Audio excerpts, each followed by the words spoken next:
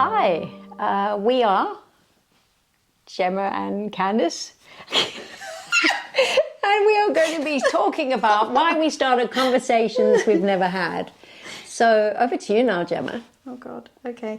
Why did we start conversations we've never had? Because we felt that there was never a conversation quite like this. And I think when you think about childhood sexual abuse, it seems like it's absolutely impossible and overwhelming and dark and indescribable to even begin a conversation. And Gemma and I have a very wonderful friendship, and we started walking and talking, and that's how we started having these conversations.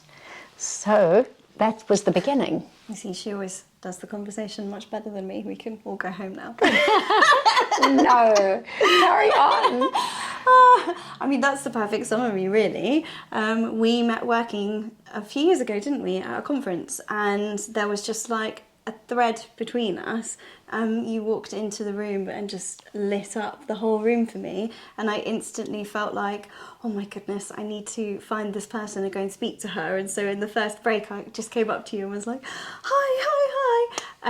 And then we just always found ways to try to carry on the conversation. And I think we're so fortunate because at a later stage in our lives, we've sort of collided in a really beautiful way, and we're so similar in the way that we approach the world, although our experiences are often really, really different. And as we started talking and walking, the threads of light got brighter and stronger. And actually for myself, I felt able to talk about things in my own experiences that I had never shared with anybody before. And I think the thread of shared experience between us enabled that to happen. And I would just so want that for every young person who has experienced child sexual abuse, to have a best friend, to no longer be alone in your story. I think so much is not about the other person having a similar story to you. I think it's about how that other person holds you up and is proud of who you are as a person, proud of your achievements, and just wants to go alongside the journey. So of course, we're fortunate or unfortunate that we can speak about difficult, tragic things together. But I think the fact that we were able to do that in a way that was loving and was kind and was gentle and fun allowed us to do this. And we both know for many survivors, love and trust is such a complex one, but my goodness, it's also one that helps you to move forward alongside your story and to do wonderful things in this world. So I'd say it's one of the biggest leaps we can take, is finding partners and friendships, and doing stuff together feels really good. I think it's the holding on to a story that you have held for so long, that has felt so big and so dominant in your life, to no longer be alone in that is so critical. But I think also what you said about having fun is just so, it's a part of our life, it's what drew us together.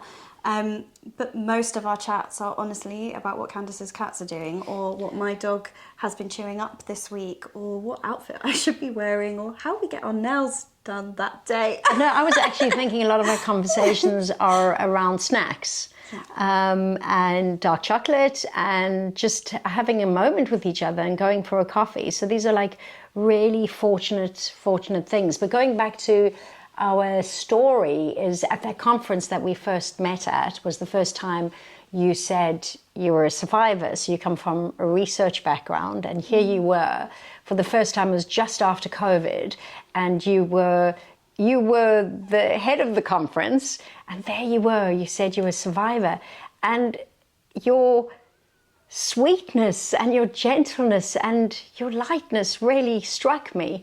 And it was such a beautiful thing for me to see that someone in academia came with such heart and softness. It was such a contrast for me, because in my life, academia has always, I've run away from it, and it's separated me because I struggled so much after my journey with academics. And here you were, the contrast of what I thought professors were or doctors, and there was this beautiful, just this person. And I guess that was such a such an attraction. And then Gemma and I actually ended up doing a podcast together that she was doing, and I was a guest on it. And again, we were just so connected and drawn together in our approach and our thinking.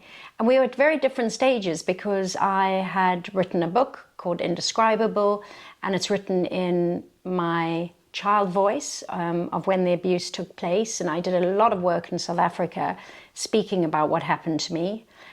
So I, in many ways, not that you ever get used to it, but I was able to speak in front of people, whereas Gemma was at the beginning of that journey. So it was also a beautiful gift for both of us, being at different places of our lived experience work. I think that's the trick to it, really, is being in different places. So being similar in approach and like-minded in silliness and fun and joy, just in life in general. The way that we hold the darkness in our life is always alongside those things, but to be in different places in our journey is absolutely critical, because I have never been visible doing this work before, and I'm only able to do that because of you and the way that you're able to describe things, the way that you speak publicly, the way that you have this inner light and ability to listen to such complexity and create words that are so accessible. To me, it's been such a gift to learn alongside you, because I'm happy to sit and write. So my creativity is writing, I suppose. That's where I would find my voice, and I find it easier to sit behind the writing and not be visible. So 2 years ago doing this, I would have run away screaming. I mean, I still had some nerves this morning, to be perfectly honest, but I feel safe here, and that is because of you. And I think when we think about what children and young people need in their healing journey from child sexual abuse, we often really overcomplicate it. So of course there are things that we need to do. We absolutely need to make sure that our safeguarding is sorted and the risks are managed.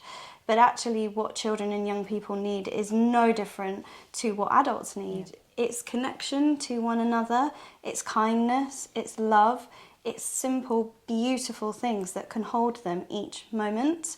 And being in different places at different points in time. So much of our WhatsApp group is, "Good morning, I hope you slept well," or voice notes of Candice and her family singing at me, which I love so much. Those are the things that help me to get up every single day. Now, don't get me wrong, like the individual therapeutic spaces are critical and have been critical. But what is it that we need to live life? It's just one another. We don't need to make it harder than that.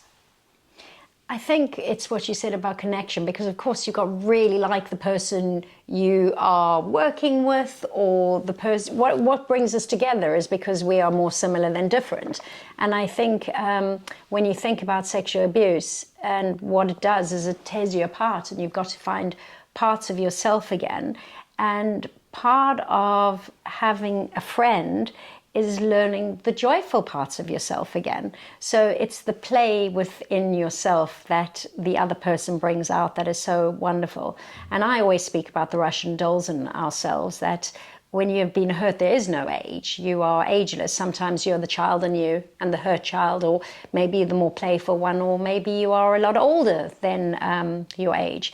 And I think our friendship has no age, and sometimes we're just silly and young and playful, and that ignites for me a hope that I'm not always carrying a childhood full of pain. I'm living in the now and being a child without the pain in this friendship. So that is a really big gift, and I think this is why we chose to have this conversation, because we felt privileged enough to be able to have this, that we thought we want to be able to talk.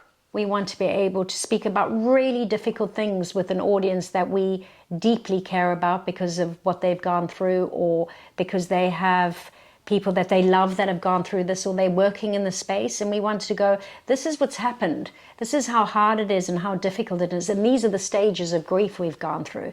But along those stages of grief is a little bit of fun, is a little bit of play, and a lot of love.